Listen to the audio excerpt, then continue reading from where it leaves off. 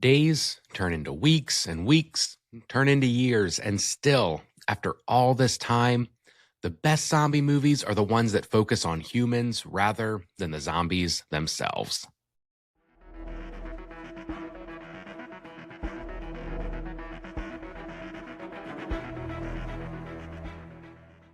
Hey everyone, I'm Joe from Create Context, and today we're talking about 28 years later, The Bone Temple, directed by Nia DaCosta.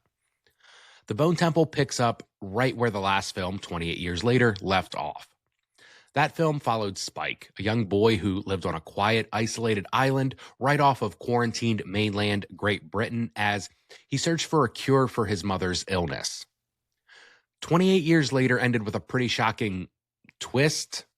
Not really a twist, but more of a totally out of left field reveal of a group of crazy looking inhabitants who were obsessed with Teletubbies and dressed like Jimmy Savile.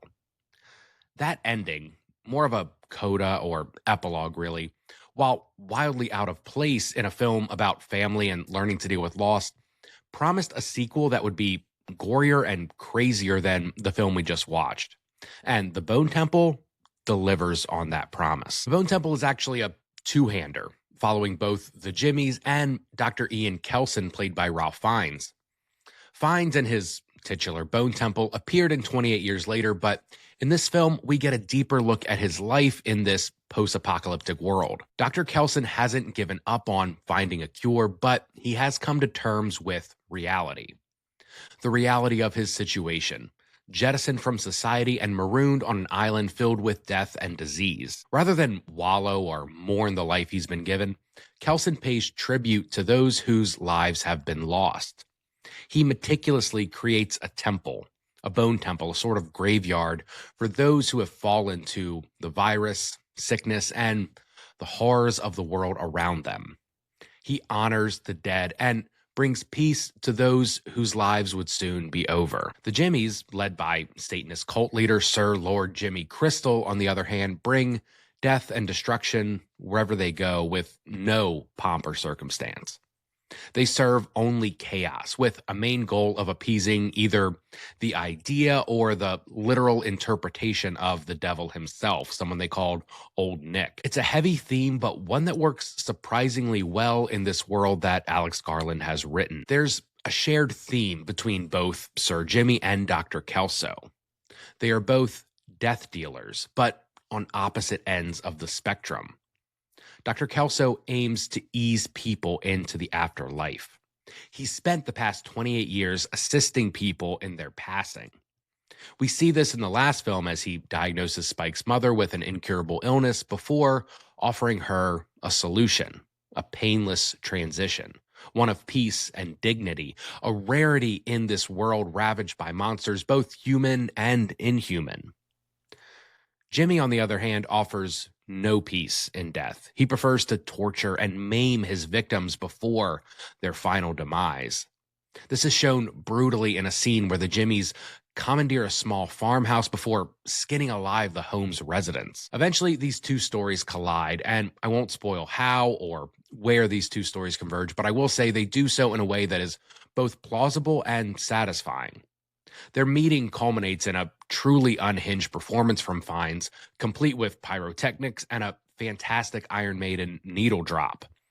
It's wacky, visually stunning, and a perfect resolution to the story that's been told throughout this trilogy's second act. Speaking of which, I think it's important to note that this is a second act to a planned trilogy, one that I am very excited to see the end of. Much like 28 years later, The Bone Temple ends with a brief epilogue that's surprising and genuinely has me excited for the final installment, though not as excited as I was with The Bone Temple seeing 28 years later's epilogue. The story of the Jimmies and this weird cult that is formed after the world ends is the most interesting arc in this film. It was the most interesting portion of the last film, and it totaled only a minute or two of screen time. Dr. Kelson's story is fine. It's intriguing and provides a good amount of lore and world building for this zombie apocalypse that we've now spent 4 films in. But the Jimmies are spellbinding. The tracksuits, the Power Ranger-esque moveset, the long soliloquies about Teletubby episodes. It's all magic on screen, and it's the reason this movie will be the one I find myself most often revisiting. Maybe that's just a personal preference, and I do think the last film directed by Danny Boyle is actually a more successful film in the way it is portraying its themes and realizing them. But this one just has a certain aesthetic and theme that I personally found extremely engaging. It's not uncommon to see cult-like groups show up in post-apocalyptic media. We've seen it in The Last of Us, we've seen it in The Walking Dead. Pretty much any movie or film or television show where there's a post-apocalyptic setting, there's going to be a cult that comes out of this chaos.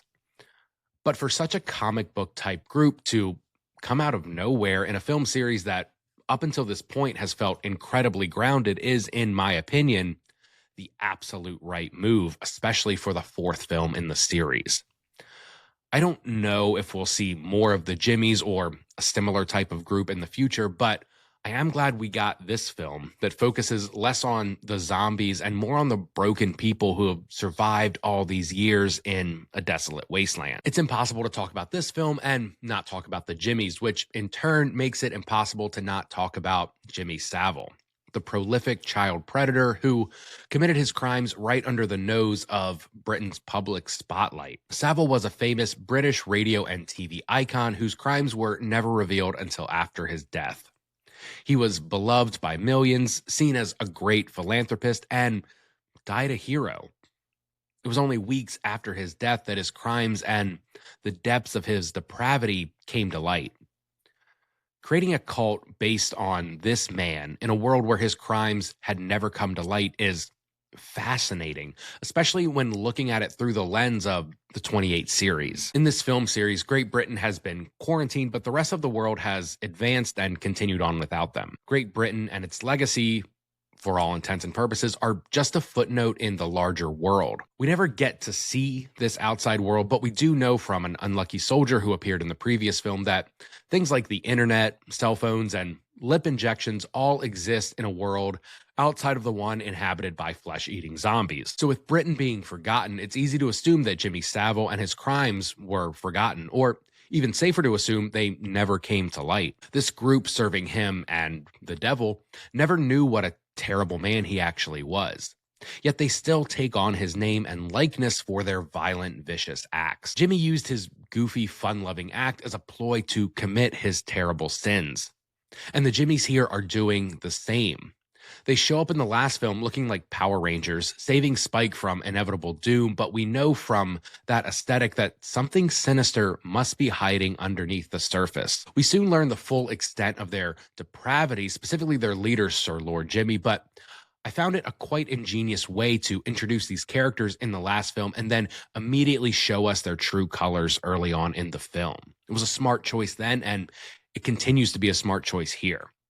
And again, I won't give away the ending, but I have to imagine that the culmination of the story of the Jimmies must be incredibly cathartic for people who were British and grew up with Jimmy Savile and felt duped and disgusted by the acts and him never getting his comeuppance. Lastly, I'd like to point out the tremendous job Nia DaCosta has done continuing on with this series. Danny Boyle has helmed 2 of the 28 films, 28 Days Later and 28 Years Later. Both of those films are impeccable with their cinematography specifically.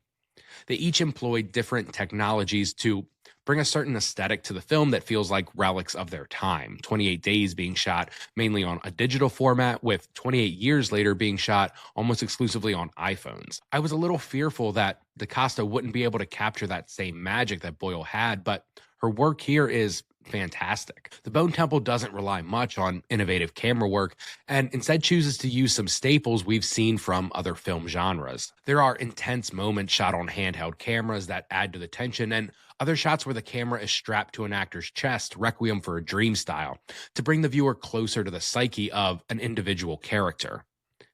It may not be as innovative as the work in 28 Days or Years, but it's solid filmmaking that works perfectly for the story being told. The 28 series has always been an odd film series, originally consisting of one fantastic movie and another sort of okay one.